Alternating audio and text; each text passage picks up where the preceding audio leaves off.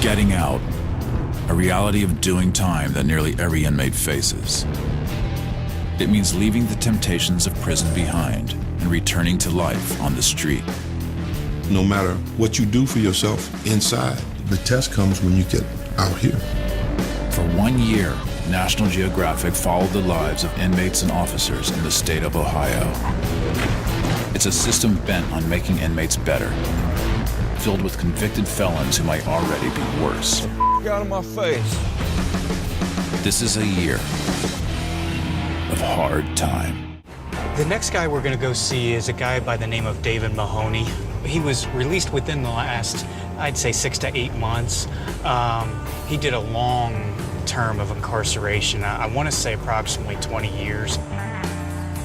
He's had a lot of anxiety, just fear of freedom.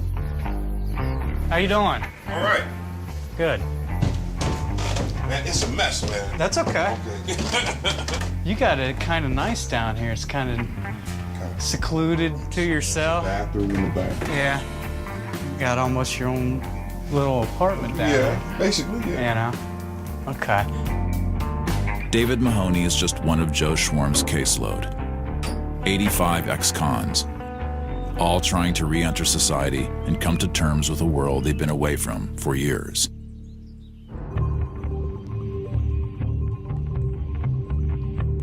Most people would say 20 years was too much, but I think it was just right. It was just right. I was done. David Mahoney spent the 1980s as a street hustler in Cleveland, Ohio. On a May night in 1989, he shoots and kills a man after a drug deal goes bad. The fight is over $20, and for it, Mahoney serves 20 years. On a street corner in Cleveland, took this poor man's life for a little or nothing.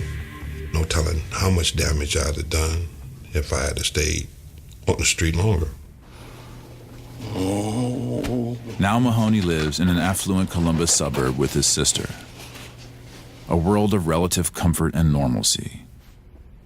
But 8 months after his release, his new life beyond bars is barely underway.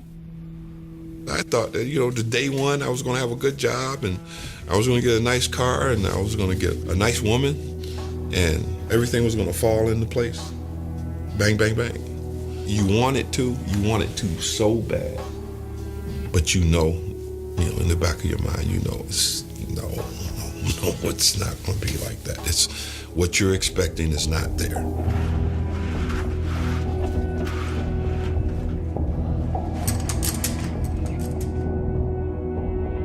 After being watched all the time for 20 years, but where are they? In there, the air is heavy. It is the air and it's not the air. And it weighs on you and you carry it around. It weighs on everybody in there, the staff, the prisoners. Anger, anxiety, just meanness. Meanness it's all around you. On a prison yard, you can't bump into a person, without being very apologetic. Everyone has to respect everyone else's space. There's no touching. In society, everybody touches, and you have to get used to the touching. 20 years without a lot of touching it kind of sets in, and then when someone does, it's a little shocking to the senses. You think everybody that looks at you knows, and you have to shake that off. Everybody's not looking at you. That's just your imagination.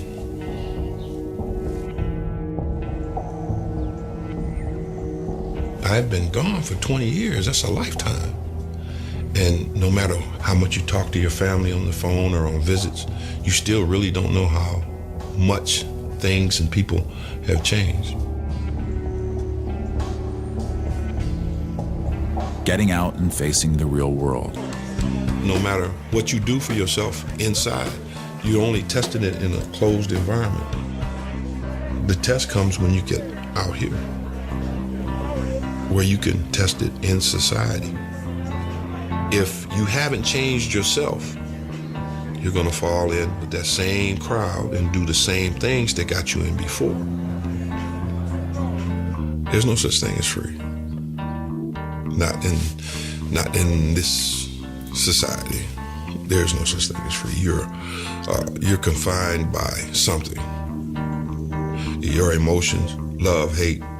There's always something to confine you. So the only place you're free is in here.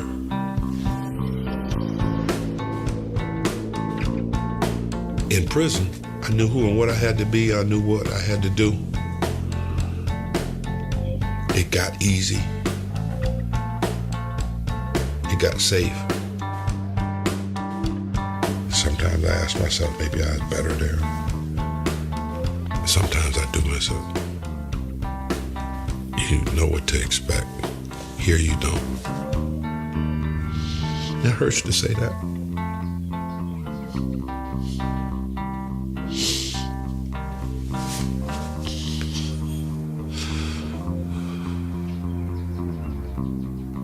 How can you miss something so terrible?